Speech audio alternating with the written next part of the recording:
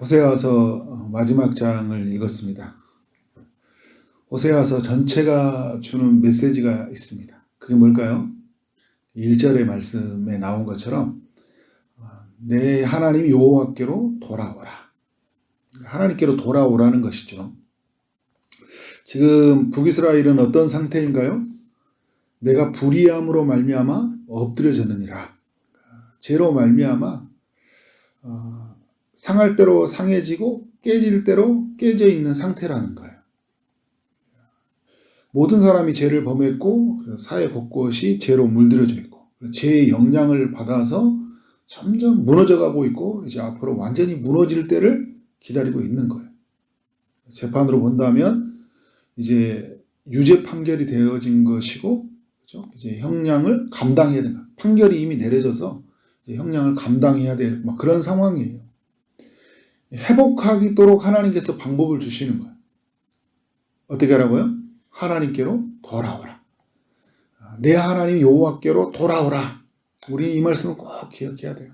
우리 먼 길을 갈 때가 있거든요. 하나님 없이 멀리 가버릴 때가 있어요. 하루에도 그래요. 오늘 하루에도. 그때마다 오늘 말씀을 기억해야 돼요. 내 하나님 여호와께로 돌아오라. 하나님께로 돌아오라는 말은 회개하라. 이런 표현과 같은 단어로 할 수 있어요. 그러니까 2절, 3절은 하나님께로 돌아가는 것, 회개하는 것, 그것이 무엇인지를 알리는 말씀이에요. 굉장히 많은 말씀들이 있습니다. 회개가 무엇인지. 첫 번째는 뭐냐면 말씀을 가지고 여호와께 돌아오라라는 거예요. 말씀을 가지고. 사람들은 하나님께로 갈 때 뭘 가지고 가죠? 재물을 가지고 가잖아요. 하나님이 이 북이스라엘이 가지고 있는 이 재물이 너무 불의한 거예요. 재물만 가지고 가면 하나님 앞에 되는 줄 알았던 것 같아요. 하나님은 말씀을 가지고 오라는 거예요. 왜냐하면 이들은 지금 뭐가 없어요? 말씀이 없어요. 말씀이 없었잖아요. 여호와를 알지 못한다 이런 단어를 쓰면서 뭐예요? 이들에게는 하나님 말씀이 없다는 거예요. 성경책 들고 와라 이런 이야기가 아니죠. 말씀이 그의 삶의 인생 속에 없는 거예요. 말씀이 주관해 가지 않아요. 하나님 말씀을 앞세우고, 그죠? 하나님 말씀이 중심이 되어서 하나님 말씀에 붙들려서 어떻게 된 거예요? 하나님께로 돌아가라는 거예요. 이게 여러분 진정한 회개이죠. 말씀으로 돌아가는 것, 성경으로 돌아가는 것, 이게 회개잖아요. 내 인생의 방법, 내가 생각했던 어떤 세상에 가지고 있었던 그런 철학, 이런 것으로 내 삶에 붙들려 가는 것이 아니라 하나님의 말씀에 붙들려 가겠다. 이게 하나님께 돌아가는 삶이잖아요. 회개의 두 번째는 뭐냐면 하나님께 모든 불의를 제거하도록 간구하는 거예요. 그러니까 2절의 말씀을 보면 하나님께 돌아와서 아뢰는데 어떻게 아뢰라고요? 모든 불의를 제거하시고 라고 아뢰라는 거예요. 하나님께 말씀을 가지고 가되 하나님 앞에 기도함으로 나가는 것이죠. 근데 그 기도함에 나간다는 건 뭐냐면 하나님께 불의를 제거해 달라고. 온전한 그 회개의 간구를 하나님께 드리라는 거잖아요. 내 안에 있는 이 죄의 문제로 인해서 내가 고통이 찾아왔습니다. 이 죄를 해결하도록 하기 위해서 하나님 앞에 어떤 요구를 하는 거예요? 이 죄를 제거해 달라고. 나의 안에 있는 이 불의함으로 말미암아 엎드려졌는데 이 불의함으로 말미암아 벗어날 수 있도록 죄로 말미암아 깨끗함을 있게 해달라고 하나님께 간구하라는 거예요. 우리가 요한일서에 말한 것처럼 우리가 하나님 앞에 자백하면, 그죠? 그는 미쁘시고 의로우사 우리의 모든 불의에서 우리를 깨끗하게 하신다고 하시는 거잖아요. 마음속에만 담아두고 있는 것이 아니라 내 마음속에 가득한 죄를 하나님께 고백하는 거잖아요. 회개의 세 번째는 뭐냐면 선한 바를 받으소서라고 고백을 하고 있는데요. 그러니까 선행의 제사를 드리라는 거예요. 히브리서 13장 말씀과 연결해 봐야 되는데 히브리서 13장에서 어떤 말씀을 하고 있냐면 16절에서요. 오직 선을 행함과 서로 나누어지기를 잊지 말라. 하나님은 이 같은 제사를 기뻐하시느니라 말하고 있어요. 이 같은 제사. 거짓으로 속이고 강포로 빼앗았던 북이스라엘이에요. 정직하게 이제 나누고 그리고 어떻게 돼요? 선을 행하고 살아가는 삶으로 바뀌어가야 돼 이제. 이게 회개잖아요. 제가 그 지난주에 말씀드렸던 삭개오 이야기를 했죠. 전에는 속이는 방식으로, 빼앗는 방식으로, 자기의 정체성을 포기하는 방식으로, 그죠? 이스라엘이라는 정체성을 포기하고 로마의 편에 서서 살아갔던 삶의 방식이 이제 아니라 하나님 나라의 방식으로, 속이는 방식이 아니라 정직하게 살아가는 방식으로, 그리고 빼앗는 방식이 아니라 나누어주는 방식이다. 이게 진짜 회개거든요. 이게 돌아가는 거잖아요. 그러니까 세리를 때려쳐라 이런 일이 아니라 이제 내가 세리의 일을 하더라도 이런 방식으로 돌아가는 거죠. 북이스라엘이 하나님께 돌아가는 건 뭐냐면 다시 이제 악행을 저질렀던 삶이 아니라 선한 바를 받으소서 이제 선행으로 나아가는 거죠. 근데 여러분 이 선한 바를 받으소서 할 때 전제가 있어요. 뭡니까? 불의가 제거돼야지 하나님 받는 거잖아요. 하나님 앞에 죄를 고백하고 내가 가지고 있는 이제 내 삶이 정직하게 이제 나누고 섬기는 방식으로 살아가겠습니다 하면서 나의 선한 바를 받으소서라고 하나님께 나아가는 것이 진정한 회개이다라는 거예요. 회개의 네 번째는 뭐냐면요. 찬송의 제사를 드리는 거예요. 세 번째는 선행의 제사이고 네 번째는 찬송의 제사라는 게 이것도 히브리서 13장과 연결이 돼요. 히브리서 13장은 신약의 성경이지만 구약을 많이 담고 있죠.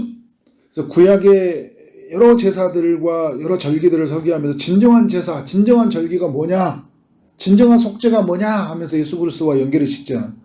그래서 히브리서 13장에서 말하는 건 뭐냐면 진정한 제사는 찬송의 제사를 이야기하는 거예요.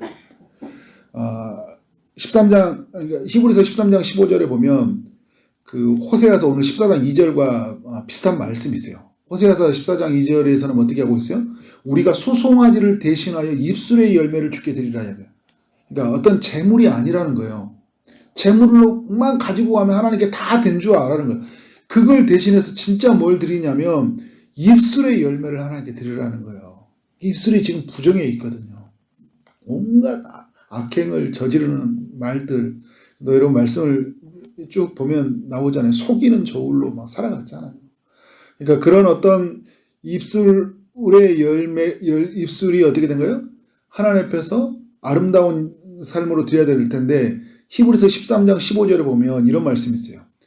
그러므로 우리는 예수로 말미암아 항상 찬송의 제사를 하나님께 드리자.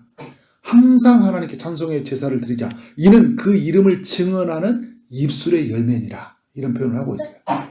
그러니까 하나님의 백성들이 이제 어떤 삶이 살아가는 거예요? 항상 찬송의 제사, 그러니까 입술의 열매를 하나님께 드리는 삶으로 나아가는 거예요. 하나님은 이렇게 드려진 제물을 받아들이고 있어요. 원하고 있어요. 그러니까 하박국 3장에서 나오는 말씀이 있죠. 비록 무화과 나무가 그죠? 가식이 없고 결실이 없고 감람나무 소출이 없고 포도나무 열매가 없더라도 나는 여호와 하나님으로 말미암아 기뻐한다고 이야기하잖아요. 나는 하나님으로 말미암아 기뻐합니다라고 그런 입술의 열매를 드리는 거예요. 전에는 막 눈에 보이는 걸 보고 막 주면 감사하고 없으면 불평하고 살아갔잖아요. 이런 것이 아니라 정말 하나님을 바라보면서 내 입술이 정말 하나님 앞에 그런 순전함으로 온전함을 담아서 하나님을 높이 올려드리는 그런 고백을 하고 사는 것. 그것이 하나님 원하는 것이라는 거죠. 이것이 진정한 회개예요. 입술이 바뀌어가는 거. 그러니까 여러분 예수를 온전히 믿게 되고 하나님 은혜를 받으면 뭐가 바뀌어요? 말이 바뀌잖아요. 회개의 다섯 번째는 뭐냐면 하나님이 아닌 다른 것을 의지하지 않는 것이. 그것이 회개예요. 오늘 이제 3절의 말씀 보니까 우리가 아수르의 구원을 의지하지 아니하며 말을 타지 아니한다 이야기를 하고 있어요. 지금 이 북이스라엘은 늘 이 자기들이 의지할 수 있는 대상이 있었어요. 그러니까 하나님이 아니고도 자기 자신을 든든하게 지켜줄 수 있는 우리가 말하는 그런 그런 것이 그들에게 있었던 것이죠. 비빌 언덕이 있었던 거예요. 하나님을 구하지 않아도 자기를 채워줄 수 있고 자기를 도와줄 수 있고 하는 것들이 있었던 거예요. 그런데 여러분 말을 의지하지 않는다는 거예요. 자기들이 가지고 있는 군사력으로 이끌 수 있는 말이 있는 거예요. 자기들에게도 군사가 있죠. 그런데 1차적으로 있는 거예요. 그런데 2차적으로는 아차하면 아수를 의지하면 되고 또 아차하면 이쪽이 아니면 뭘 의지하면 돼요? 애굽을 의지하면 되는 거예요. 여기서 못 살 것 같으면 아수르로 가면 되는 거예요. 그렇게 해서 그동안 동맹을 맺었고 그러기 위해서 조공을 바쳐놨어요. 투자를 해놓은 거잖아요. 내가 투자를 해놨기 때문에 어떻게 돼요? 어떤 일이 있으면 아차하면 그리 가면 되는 거잖아요. 하나님은 이걸 알았어요. 근데 하나님 뭘 보냐면 하나님을 의지하지 않는 거예요. 하나님이 없는 거예요. 도대체 하나님에 대한 하나님으로 이끌어간다는 그런 삶의 모습이 없는 거예요. 근데 주님이 알려준 건 뭐냐면 결코 이런 것으로는 우리의 삶이 안전히 이루어질 수 없다.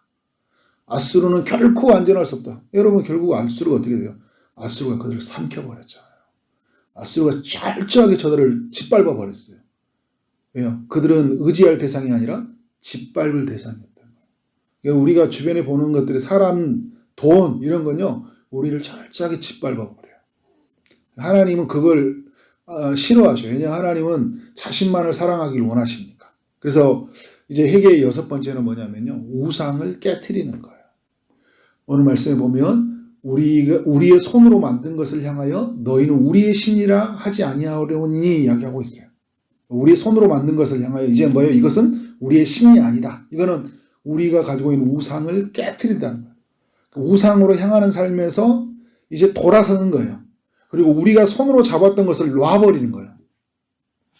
이제 누구를 붙잡는 거예요? 우리의 손으로 주님을 붙잡는 거예요. 누구를 향하는 겁니까? 주님을 향하는 거예요. 주님으로 세우는 거예요. 우상을 깨트리는 거예요. 이게 여러분 진정한 회개이죠. 그러니까 이 회개라는 것은 너무 이런 심오한 의미를 다 담고 있어요. 그래서 이 호세아서 14장 2절 3절은 어마어마한 것들로 우리의 삶으로 회개를 요구하고 있습니다. 여러분 왜 우리가 하나님만을 섬기고 왜 하나님만을 경배해야 되는 거예요? 하나님만을 예배해야 되는 거예요. 왜 하나님만을 붙잡아야 되는 거예요?